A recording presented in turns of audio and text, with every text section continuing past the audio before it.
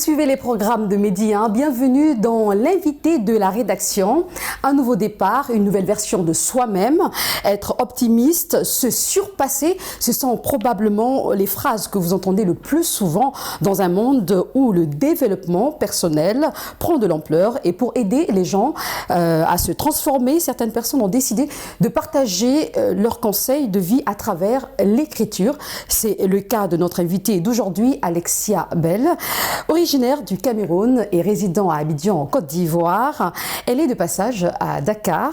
Alexia Bell est une écrivaine, communicatrice passionnée, entrepreneur et coach inspirante. C'est un réel plaisir de vous avoir sur ce plateau et merci d'avoir accepté notre invitation. Merci de m'avoir invitée. Madame Bell, vous venez de sortir un livre axé sur le développement personnel. Dites-nous quel a été l'élément déclencheur de cette initiative, à savoir la rédaction de votre ouvrage Émeraude, le moi nouveau. C'est un partage d'expérience, une envie de partager mon expérience à moi, l'expérience des autres aussi. Et ça fait un bon moment déjà, quelques années que j'exerce le coaching. Donc j'ai cherché le moyen pour moi d'atteindre le maximum de personnes pour parler du développement personnel. D'accord. Et quand on entend Émeraude, moi nouveau, on a l'impression que le moi, vous parlez d'unité de temps. Alors que le moi, votre moi sans S, c'est plutôt le moi, le prénom personnel. Dites-nous, quelle est cette signification? Qu'est-ce qu'il y a derrière? Qu'est-ce que ça signifie justement? Le moi nouveau, c'est le nouveau moi, la nouvelle personne, ma transformation. Qu'est-ce que j'étais? Qu'est-ce que je suis? Qu'est-ce que je veux devenir? Donc tout le monde se reconnaît là-dessus. Alors c'est Alexia d'hier, Alexia d'aujourd'hui, Alexia de demain, mais on se revoit en temps. Donc on prend le futur, ce qu'on veut devenir dans le présent. Ce qu'on veut devenir dans le présent et justement comment on le devient, c'est à travers les conseils que vous donnez ou bien la personne se découvre comment on le devient? J'ai envie de dire qu'on lit le livre, mais je vais donner 4 étapes, c'est en 4 phases. Déjà la connaissance de soi, la connaissance du monde extérieur. 4e point, on passe à l'action et 3e point, on passe à l'action et 4e point, on prend les vertus de l'émeraude, la pierre précieuse pour calquer ces vertus-là en nous. Et cette pierre précieuse dont vous parlez, c'est pas seulement les femmes, c'est aussi les hommes. De façon générale, c'est ça? Bien sûr, de façon générale, la pierre précieuse, c'est une pierre remplie de vertus, les vertus qui se retrouvent tant chez l'espèce l'être humain féminin comme l'être humain masculin. C'est l'espoir, c'est l'envie de changer, c'est la verdure, c'est le renouveau. Donc tout le monde se reconnaît, qu'on soit homme, qu'on soit femme, qu'on soit quel que soit le type de personne auquel on s'identifie. D'accord. Et qu'est-ce qui rend votre livre Émeraude, le moi nouveau, unique par rapport aux autres livres du même genre qu'on voit déjà sur le marché? Déjà, la première de couverture. J'aime beaucoup la première de couverture. Vous aurez l'occasion de découvrir. C'est une pierre précieuse. On voit tout de suite qu'on a envie d'aller chercher cette pierre quand on ouvre la porte. Alors, je pense que j'ai beaucoup misé quand même là-dessus pour que tout le monde se reconnaisse dès la première de couverture. Ensuite, à l'intérieur, les gens se reconnaissent à travers les histoires. On sent une véracité dans ce qui se retrouve dans le livre parce que je parle de moi, je parle des autres qui évidemment m'ont donné l'autorisation de parler d'eux. Donc, je parle de tout le monde. Donc, on s'identifie facilement à ces histoires qui sont dans le livre Émeraude. Et beaucoup de spécialistes en développement personnel parlent d'une nouvelle version de soi-même. Vous nous apportez ce concept, le moi nouveau. On a l'impression que c'est la même chose ou pas? Y a-t-il une nuance? Oui, enfin, il y a beaucoup de livres qui parlent de développement personnel, de transformation. Émeraude n'en fait pas l'exception. Donc, on reste toujours dans le sien, mais c'est la manière de parler, c'est la manière de transmettre qui change toujours.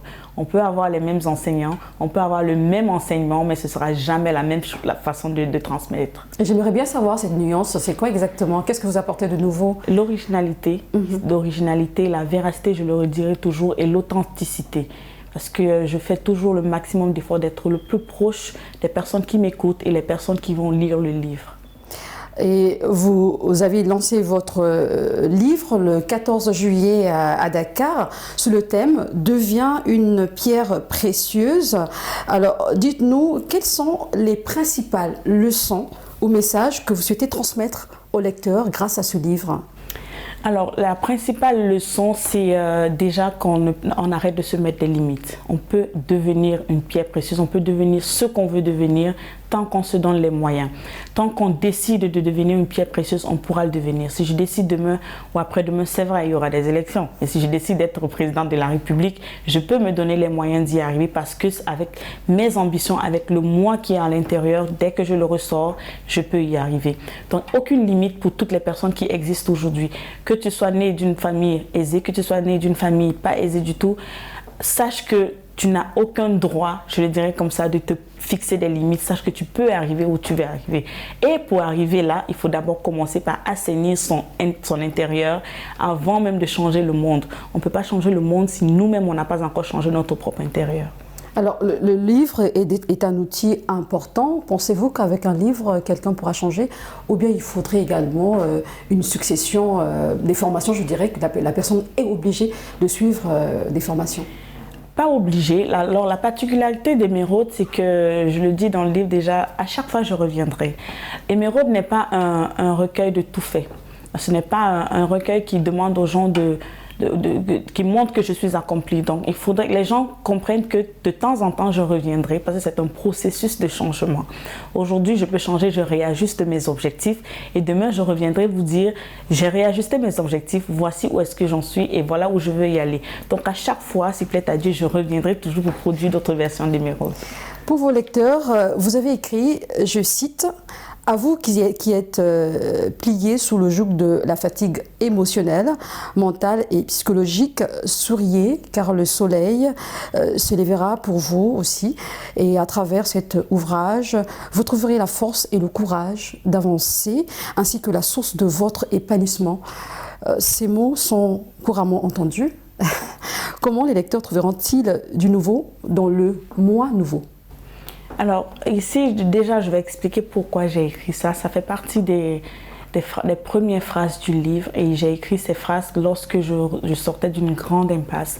Et j'ai commencé à écrire mon livre déjà à la suite d'un suicide raté. Donc, ces paroles sont vraies. Et effectivement, je suis l'exemple parfait de l'émeraude. Donc aujourd'hui, il n'y a pas quelqu'un qui voudra dire « je suis venu raconter des histoires » ou alors un roman. Non, je parle raconter votre vie, ce que vous avez traversé. Voilà, ce que j'ai traversé. Et ça peut inspirer quelqu'un. Et ça peut inspirer. Il y a beaucoup de faits de société que j'ai vécu. Il y a beaucoup de faits que d'autres ont vécu. Je suis allée vers des gens, j'ai posé des questions, les gens m'ont parlé d'eux aussi.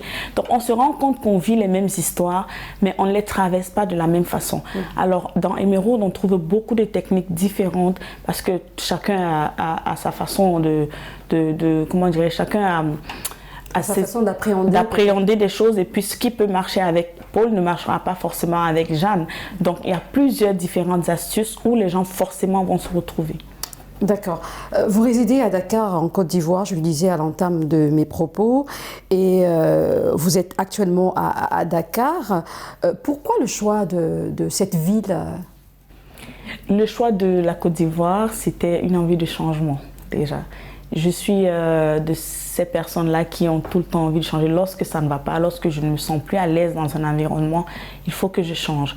Et j'ai eu la capacité de me dire qu'il faut choisir un autre endroit pour pouvoir être épanoui professionnellement, psychologiquement, émotionnellement et peut-être sentimentalement, qui sait. Alors, le Sénégal vous a beaucoup apporté. Je rappelle que vous avez quand même vécu ici, à Dakar. Et vous avez été très impliqué auprès des jeunes, des étudiants, des professionnels qui venaient vers vous parce qu'ils avaient besoin justement d'un accompagnement. Est-ce que vous avez un bon retour jusqu'ici de ces personnes qui avaient besoin de vous? Oui, bien sûr, l'être humain n'est jamais satisfait, même si tu lui donnes ton rein, il voudra le deuxième. Mais j'ai été très proche des jeunes, déjà depuis les premières années. Oui, j'ai fait 7 ans au Sénégal. J'ai fait toutes mes études ici jusqu'en master et j'ai encore fait 2 ans de travail. Donc j'ai été à la tête des étudiants camerounais ici au Sénégal, avec près de 2000 personnes à ma charge.